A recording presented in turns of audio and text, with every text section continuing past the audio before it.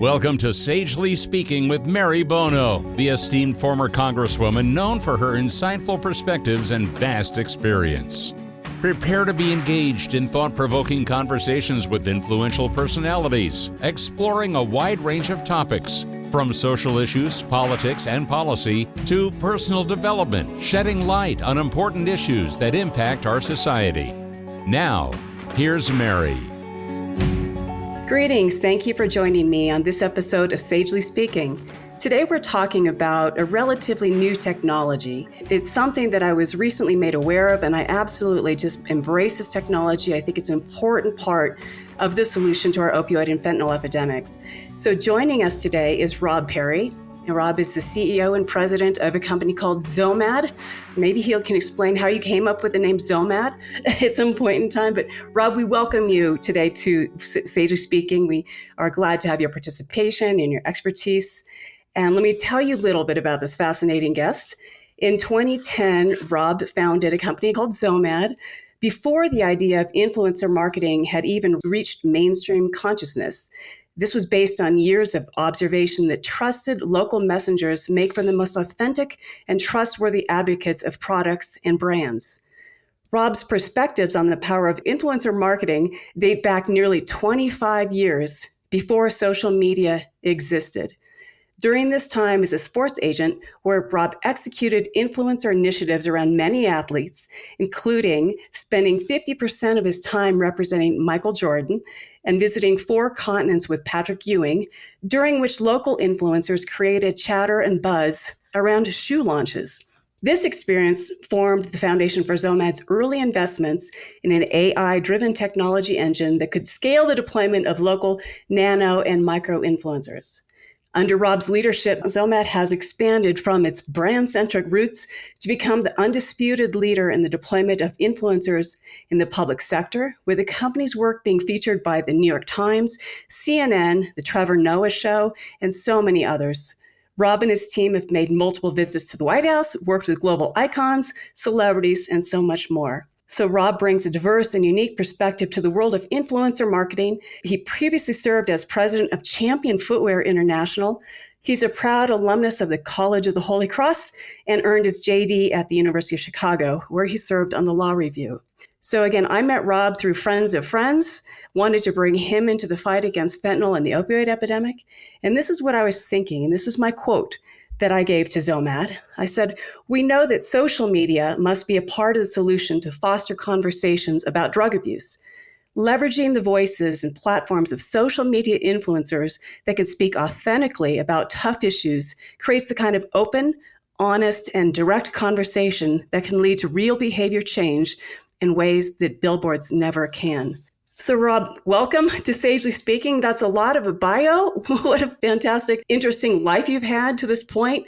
And thank you for jumping into this fight against fentanyl and opioids. Welcome. Well, Mary, thank you for having me today. And I have to say, I think that is the most flattering introduction I have ever received from anybody. So thank you. Well, you're welcome. You know, Rob and I partnered on a campaign that we'll talk about a little bit later. One of his influencer campaigns that we both truthfully were blown away by the results. And I think the proof is in the pudding here that we need to bring these social media influencer campaigns to the people where they need them, where they will hear these messages. Now, Rob, I know billboards work. You've told me they work, but I feel that this technology will work a lot better. And I think when it comes to the opioids and fentanyl epidemic, people aren't hearing the messages until it's too late. Can you talk to us about what you can do to engage, to get these people to hear the messages that they so desperately need to hear? Yeah, so our space is generally called the influencer marketing space. But I feel like that word influencer has become a little bit of a dirty word over the years, and people automatically think Kims, Kylies, and Kendalls. And what XOMAD specializes in is mobilizing very large numbers of locally trusted messengers, right? So oftentimes it's people with followings of under 10,000. Right, so they know many of their followers, and they have deep personal relationships in their local communities. So what our technology does is we activate those people en masse.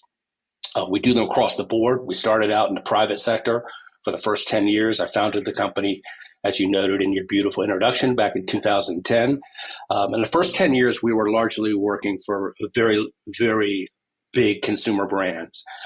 We had Apple campaigns, Unilever for Dove, Axe, Crest, Wasp, a lot of consumer product brands.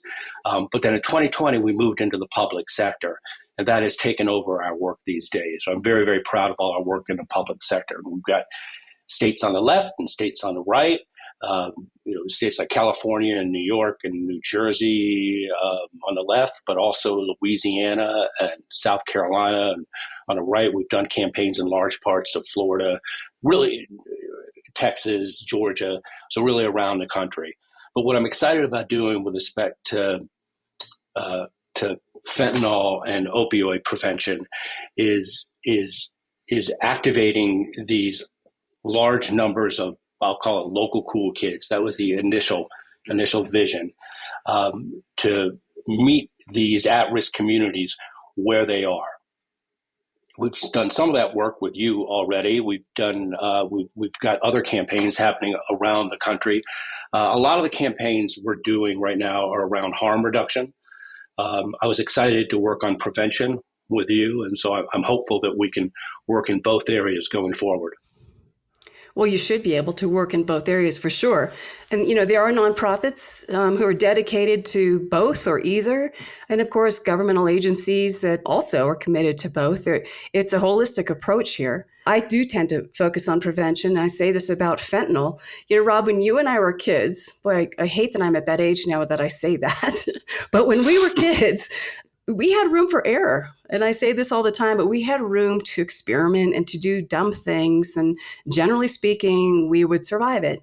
And kids these days, whether they are experimenting or doing something dumb, so to speak, or, at the wrong place at the wrong time, or are given the wrong substance, yet they trust the source, it's an entirely different environment. It's, one pill can kill. That's sort of the slogan these days. But one pill truly can. And so the only message that you can give somebody is don't even do it. Don't expose yourself to these things. I'm a huge proponent of naloxone. Everybody should carry Narcan. There's no doubt about that. But at the same time, prevention, I think that the importance of it and the recognition that it is important is really springing back. And I know that your technology has a huge role in this. And you and I have talked about this. When people hear about these sorts of things, they think, oh, my privacy is at risk, or is the Chinese government behind these, or there's all sorts of unknowns any longer with social media. Can you talk about your privacy protections and how, the trusted messengers sort of help honestly instill to make sure that there is privacy in place? How does that work? Absolutely. Yeah, this is, I hope I'm not guilty of hyperbole, but I really believe this is a transformative time in marketing.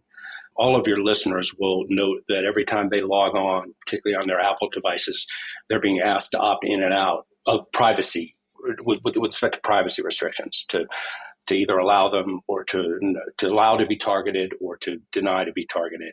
And the vast majority of consumers and citizens are choosing not to be targeted. So there's been a consumer rebellion against data privacy.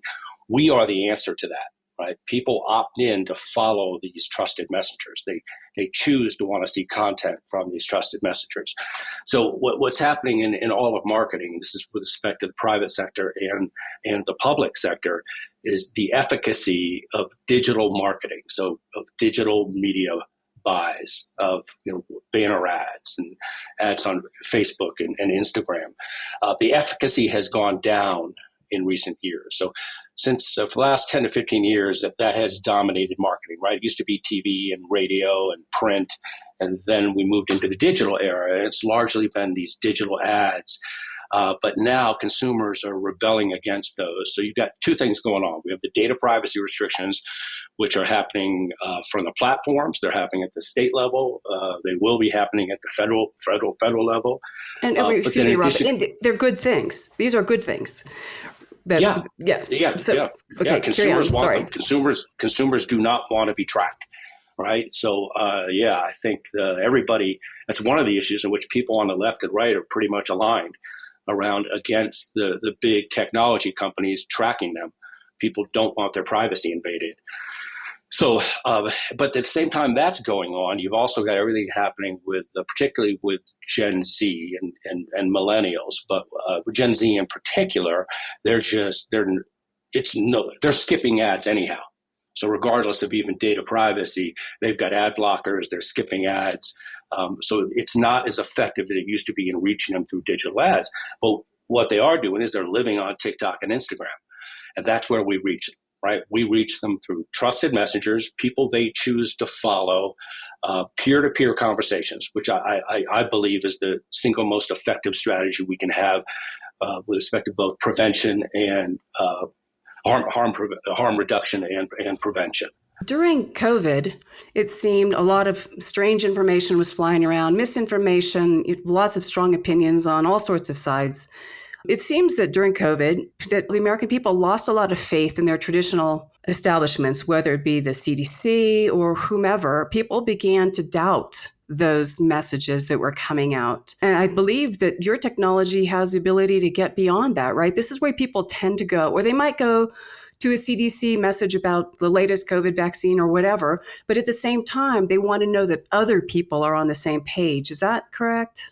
Yeah. So we did it. First of all, let me just clarify when we talk about the technology. The technology allows us to identify trusted messengers around the world. We've been hired by foreign governments like Bangladesh to identify the top 5,000 creators across the country. So the technology allows us to identify the trusted messengers. It's all publicly available data, so people that want to be identified, and then to manage these campaigns. So the technology doesn't tell people what to say. So we activate trusted messengers. They say, yes, I want to participate in this campaign. They come up with their own messaging, and that's why it's so effective. So I just want to clarify with respect to the technology. With respect to COVID, yeah, we did a lot of work. We did a lot of work, particularly in the vaccine world. And I know that the vaccine world is a little bit controversial, but I will note that in all of our campaigns, the highest negative sentiment we had was 3%. And I think that's because of the way that the trusted messengers delivered the message. They would celebrate personal choice. They said, I'm not telling you to get vaccinated. That's your own personal decision. But this is the reason. These are the reasons why I chose to get vaccinated. And that messaging was incredibly effective. So during the pandemic, the governments had the hardest time reaching young people, reaching Gen Zers and young millennials. That was the big problem point. And so they had hired us to use large numbers of trusted messengers across these different states to get the word out. And one thing that came out of that is that we learned the importance of frequency. So influencer marketing, unfortunately, evolved out of public relations. It evolved out of PR. So it was originally done back in the early 2010s for content purposes, and there were bloggers, and it was we would just activate just a few influencers. What we're doing now is activating communities by the hundreds, thousands, tens of thousands. And what really drives consumer behavior, citizen behavior, is the frequency. So in other words, you have to see content from not one messenger, but several trusted messengers who you follow. One won't do it, right? And somewhere between 4 and 7 is really what causes people to, is really what impacts their behavior. And so we've seen it, like in certain states, we've seen where we've had actually some examples where all of the content got released at once. So the state gave us the green light for all the trusted messengers to immediately post. So they would post at hundreds at a time. And I wish this were a visual presentation. I could show you the charts. But immediately vaccination rates shot up amongst these younger demographics. So frequency is really important. You have to do this with the right scale. In my heart of hearts, I'm hoping we can stage something like this across the nation on a huge scale. Again, the prevention messaging and access to naloxone and what we can do. That's my hope. And I hope to cobble together a bunch of nonprofits to do a campaign like this. But just to go through, you mentioned demographics. And by the way, you use AI for this, right? This is all that gobbledygook way out there, smart people using this AI stuff. Right? Yeah. We've been using AI since 2016. So when we first started developing this technology in 2016, it wasn't really fully operational until 2019. but it's always been about AI. And what that means is, so it's reading posts. Again, none of this violates anybody's privacy restrictions. These are all public posts. But by going into posts and content, we can tell a lot about those people and their tastes and their preferences and who they are. And we design these campaigns with those learnings. And then you reach out to these folks, right? And then you ask them, offer to partner, and if this campaign is of interest. And I know that That's for right. us, and the work that we did with you, I think we might have thrown a different sort of curveball at you, because our campaign, and this was for the nonprofit Mothers Against Prescription Drug Abuse, or shortly known as MAPTA. But our campaign was The Greatest Gift is a Conversation. We wanted parents to talk to their children about the dangers of the illicit drug supply. And this had come from me hearing a mother saying she didn't need to talk to her kid because her kid was a good kid. So I thought we were missing an opportunity there. But we asked you to identify mothers throughout the country, to find moms who could relate to this message and then carry that message. So do you ordinarily delve into a subset like just mothers, or is it age groups? Is it how do you choose your group of people that you're going to find the influencers from and then try to communicate to? Yeah, so we'll get back to the MAPTA campaign shortly. But yeah, in every single campaign, the starting point is understanding as much as we can about who you want to reach, right? Who is the target?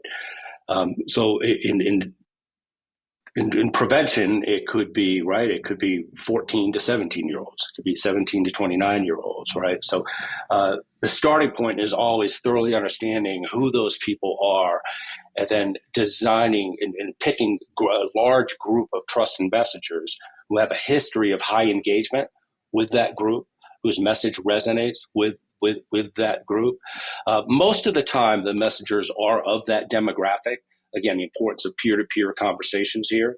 But sometimes, but what's more important than whether they are in that demographic, what's more important is who their following is.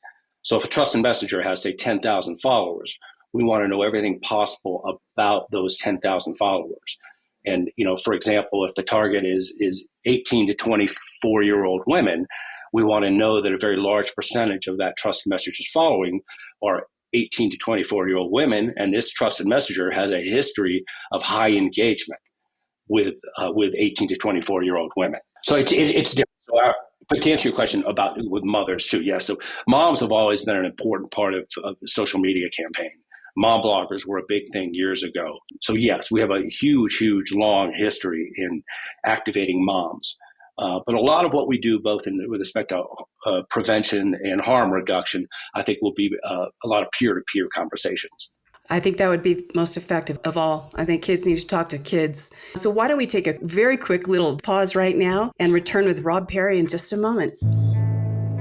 Hi, I'm Mary Bono, and I want to share something important with you. My friend Angela Kennecke, an award-winning journalist, has a podcast that speaks directly to the heart. It's called Grieving Out Loud. Angela started this after the loss of her daughter Emily to fentanyl poisoning. This podcast isn't just about coping with grief, it's a deep dive into the realities of the fentanyl crisis, addiction, and the journey to recovery. Angela brings together bereaved parents and experts in addiction, mental health, and grief to offer understanding and hope. I've been there, and I can tell you, it's a conversation we all need to hear. Find Grieving Out Loud wherever you get your podcasts.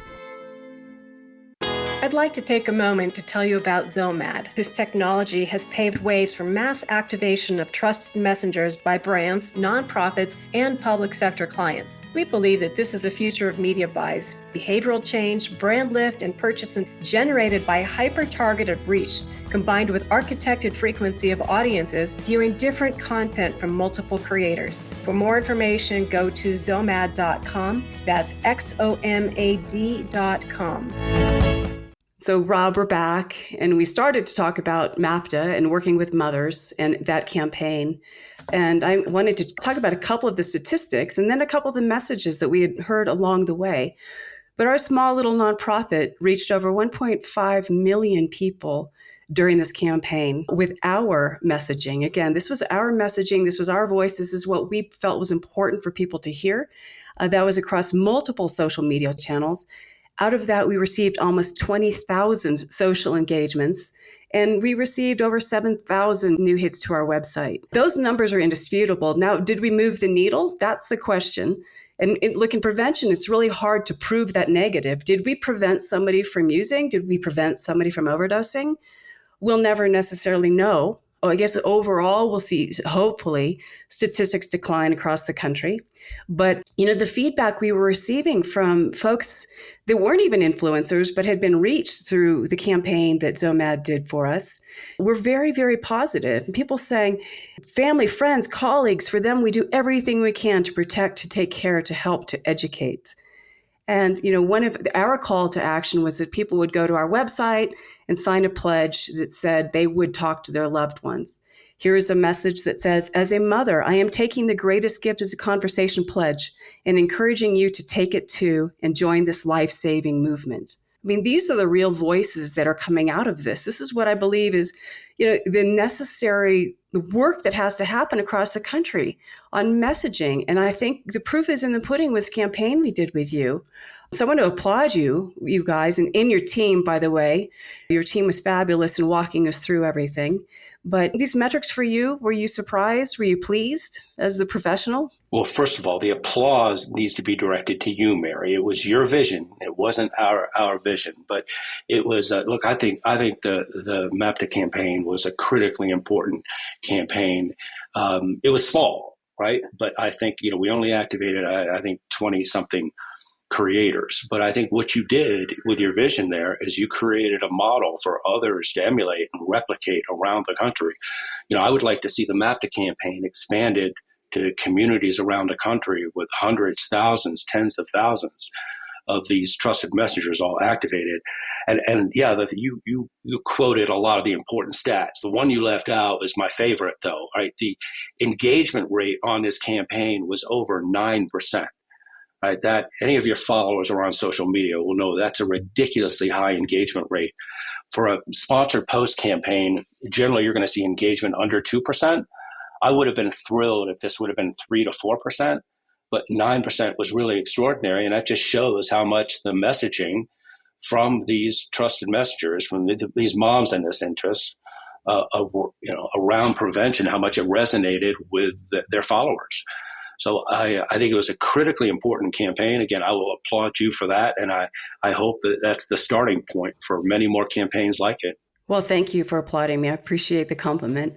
But, I think, and thank you for explaining that statistic to me, because I actually wouldn't know if 9% was great or what to expect. I'm so glad that it was high, but I believe it was a good number because so many people have been impacted personally by this crisis, by this epidemic, by fentanyl, by opioid overdoses.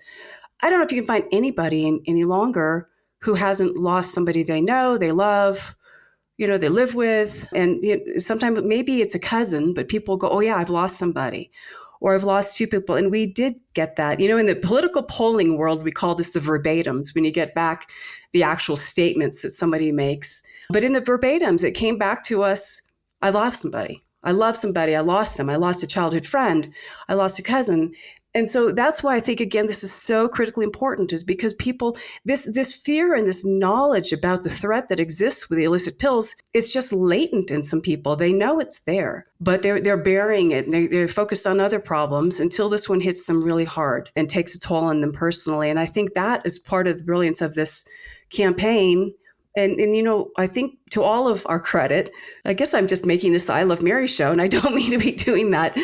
My producer, Kim, is on the line with us, and you're here, and it was a team effort. You're a great team. But, we turned it into a positive. We didn't say, don't do drugs, they're going to kill you, right? We made it the greatest gift is a conversation. And it's your expertise to know, but it seems to me the human brain is more likely to hear that message and be receptive of it than a just say no sort of message. And I mean, in your expertise, you know how to reach people. You're a guru of it. Are we on? So I believe we both think we're on the right track, but what more do we need to do other than this national campaign, nationwide campaign? How do we get you more involved? I know it takes money, but if we work hard, maybe we can find some great sources, whether it's government funding or NGOs, but to, again, deploy this in mass scale. The great news on the money front, Mary, and I know you know this, right? I mean, you put your own money and your own donors' money into this campaign. That's how this got funded. But the good news is, because of all the drug settlements happening around the country, there is an enormous amount of funding to fund these campaigns. I've candidly been a little disappointed with how long it's taken, because the money is there. The funding has happened, but there's been a lot of administrative issues delaying and how the money can get to actually activate campaigns. So it's just going to take a lot of coordination. A lot of the money is being distributed at the county and the state level around the country. So I think for organizations like us, like XOMAD, we need to do a really great job of communicating to all these state and county officials around the country. But the great news is they have the funding. The money came from all the drug settlements, and there's billions and billions of dollars, just a small portion of which can be channeled into these kinds of prevention and harm reduction campaigns. So I'm optimistic. I'm a little disappointed it hasn't happened quicker, but we're starting to do this work right now, and we're getting more and more state and city clients around the country. And so I think we're finally there. We're finally at that point where I think we're going to start to see it take off. I'm hopeful. But again, I would just point people to your campaign, maybe to reach out to you. And you created the model.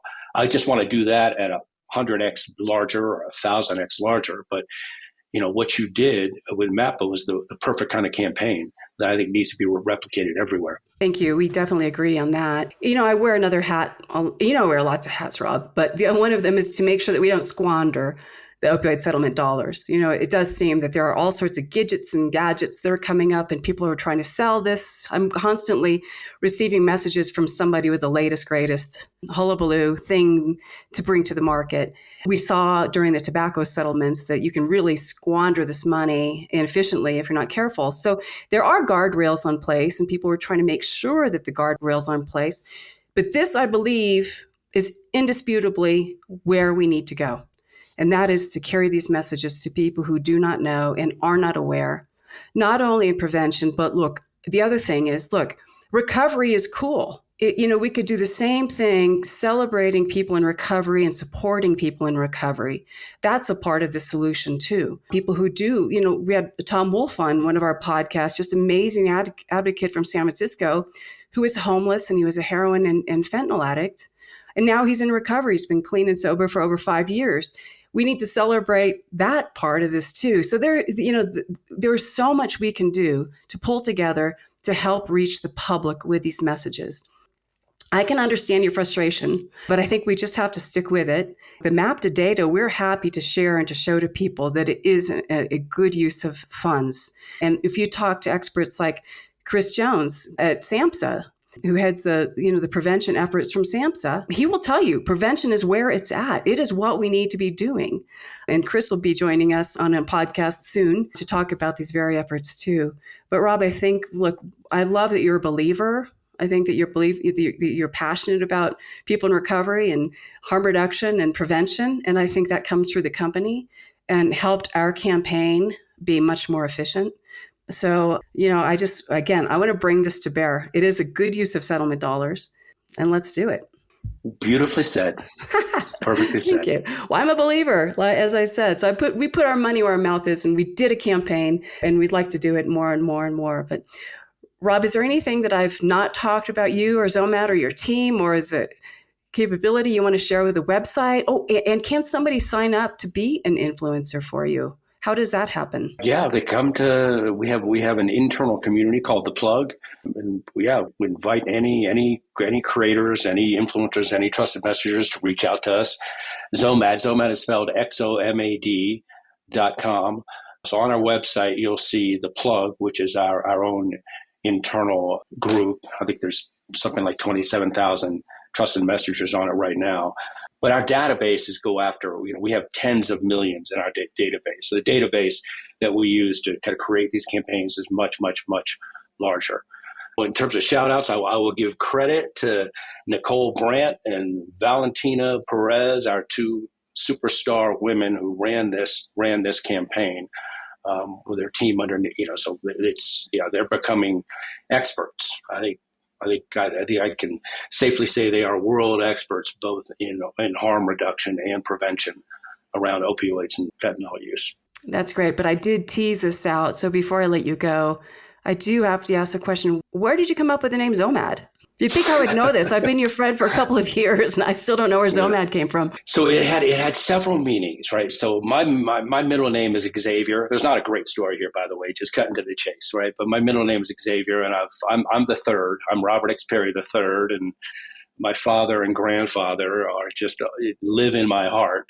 And so I was Robert X. Perry the third. So I always loved the letter X, and I've started another company too, and any company I ever start will always have the letter X in it. But what I liked about XOMAD is it was a couple different concepts. One, the fact that today's generation are constantly on the move, so they're the modern day nomad. So XOMAD was a play upon kind of the nomadic nature of today's kind of particularly the Gen Z generation. But then also the XO. I love the XO at the beginning of it. And, that's been a big part of our branding and sending out kind of kisses and hugs to everybody. And so anyhow, that's the story behind it. I am so glad I asked. But for the record, you thought X was cool before Elon Musk even thought of that, I bet. Yeah, he copied us. We were there way ahead of him. There you go. I want to thank you so much, Rob, for being here and for your work and continued work. And trust me, I'm going to be bugging you more and more to try to take this to larger audiences because I am sure it's a part of the solution. I want to thank everybody for joining us on Sagely Speaking and just tell you if you want to provide any feedback, you can do that at hello@sagelyspeaking.com. You can also go to that website, sagelyspeaking.com, and look at the terrific lineup of guests we have for the future. Again, I just want to thank you very much for listening to us. I look forward to our getting together again soon with more Sagely Speaking. Thank you for joining us today on Sagely Speaking with Mary Bono. Remember, wisdom is a journey, not a destination. For more insights, visit our website at sagelyspeaking.com.